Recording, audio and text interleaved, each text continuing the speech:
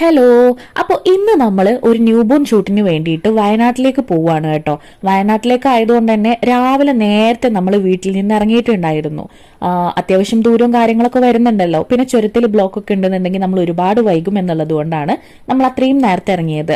രാവിലെ പോകുന്ന സമയത്ത് അത്യാവശ്യം മഞ്ഞും കാര്യങ്ങളൊക്കെ ആയിട്ട് നല്ലൊരു ക്ലൈമറ്റും കാര്യങ്ങളൊക്കെ ആയിരുന്നു കേട്ടോ.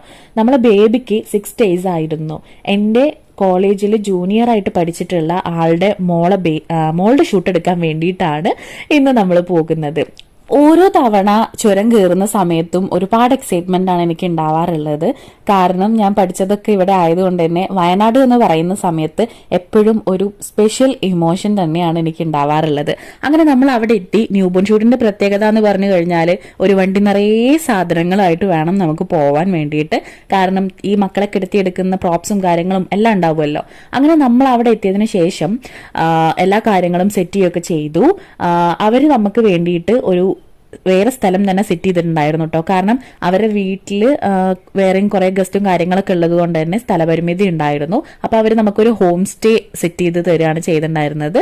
അവിടെ ചെന്നിട്ട്, അതായത് വയനാട് ആയതുകൊണ്ട് തന്നെ അവിടെ ഒരുപാട് റിസോർട്ട് അതേപോലെ തന്നെ ഹോം സ്റ്റേ കാര്യങ്ങളൊക്കെ ഉണ്ടാവുമല്ലോ.